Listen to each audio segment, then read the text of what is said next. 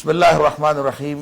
ناظرین کرام، افطار بظاہر تو روزے کے اختتام کا ایک اعلان ہے۔ ہم ایک کھجور کھا کے، پانی پی کے یا کسی بھی خوراک حلال روزی کے ذریعے سے جب کھانے کا آغاز کرتے ہیں غروب آفتاب کے وقت تو افطار ہو جاتا ہے۔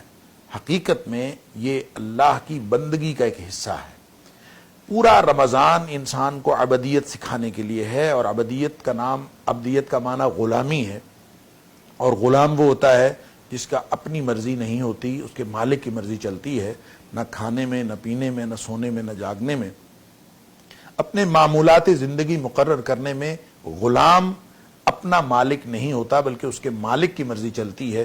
بعینہ ہی روزہ ہمیں یہ سکھاتا ہے کہ ایسے وقت میں کھانا کھا کے روزے کا آغاز کرو جو آپ کی خواہش کے مطابق کھانے کا وقت شاید کہیں بھی نہیں ہے، لیکن افطار تک آپ نے کچھ نہیں کھانا، نہ کھانا پینا، اسی طرح زبان کا استعمال، اسی طرح سماعتوں کا استعمال، بصارتوں کا استعمال، ہر چیز میں احتیاط کرنی ہے، کیونکہ آپ روزے سے ہیں۔ اور ایک دم جب افطار کا وقت آ گیا تو افطار کے وقت کھانا سامنے پڑا ہے لیکن آپ کھا نہیں سکتے، کیوں؟ ابھی غروب آفتاب کا اعلان نہیں ہوا، لہٰذا اس وقت آپ سامنے کھانا رکھ کے بیٹھے ہوئے ہیں، انتظار کر رہے ہیں، حلال روزی ہے، سامنے پڑی ہوئی ہے، لیکن نہیں کھا سکتے، کیوں؟ ابھی اللہ کا حکم نہیں آیا۔ اور جو ہی اللہ کا حکم آیا اب آپ لپکتے ہیں کھجور کی طرف یا جو بھی آپ کو میسر ہے، یا پانی کی طرف۔ وہ جو آپ لپکتے ہیں یہ اصل میں آپ اپنی خواہش کے مطابق نہ لپکیں، بلکہ آپ اس کو اللہ کا حکم سمجھتے ہوئے لپکیں۔ تو یہ کھانا، یہ کھجور کھانا، یہ افطار کرنا، یہ اتنے بڑے اجر کا باعث ہے، کیونکہ اس میں روح یہ ہے کہ جب اللہ کا حکم آ گیا کہ اب کھاؤ تو مجھے کھانا ہے۔ اسی لیے نبی اکرم صلی اللہ علیہ وسلم نے فرمایا کہ میری امت اس وقت تک بھلائی اور خیر پہ رہے گی جب تک یہ افطار میں جلدی کرتے رہیں گے، ما عجل الفطر، جب تک یہ افطار میں جلدی کریں گے یہ خیر پر رہیں گے۔ کیوں؟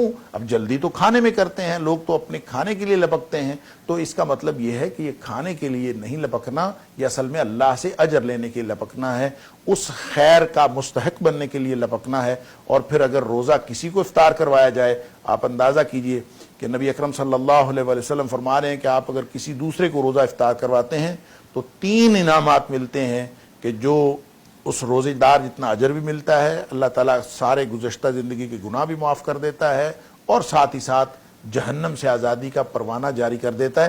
3 انعام اس شخص کو ملتے ہیں جو کسی دوسرے کو روزہ کھلواتا ہے، یعنی روزہ افطار کرواتا ہے۔ تو اس کا مطلب یہ ہوا کہ افطار صرف کھانے پینے کا نام نہیں ہے، یہ سارے دن کے روزے کے بعد افطار کرنا کھانے پینے کے آغاز کا اور روزے کے اختتام کا اعلان نہیں ہے، بلکہ افطار فی نفس ہی ایک بہت بڑی عبادت ہے، اور اللہ کی عبادت کا مظہر ہے، بلکہ عبدیت کا مظہر ہے۔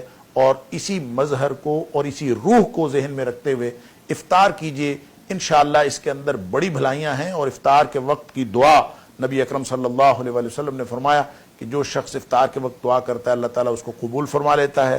اور پھر جو روزے دار کو 2 بڑی خوشیاں اللہ نے رکھی ہیں نبی پاک صلی اللہ علیہ وسلم کے فرمان کے مطابق، ایک تو وہ خوشی ہے جو افطار کے وقت ہوتی ہے کہ میں نے اللہ کے حکم سے افطار کیا، ایک تو سارے دن کی پیاس ختم ہوئی، بھوک ختم ہوئی، اور ساتھ ہی ساتھ اجر ثابت ہو گیا۔ ذهب الظمأ وابتلت العروق وثبت الاجر انشاءاللہ، یہ دعا سکھائی نبی پاک صلی اللہ علیہ وسلم نے کہ افطار کرنے کے بعد یہ دعا پڑھا کریں کہ ذهب الظمأ، پیاس چلی گئی، وابتلت العروق، رگیں تر ہو گئیں، وثبت الاجر انشاءاللہ، اور اجر انشاءاللہ ثابت ہو گیا۔ یہی روح افطار ہے۔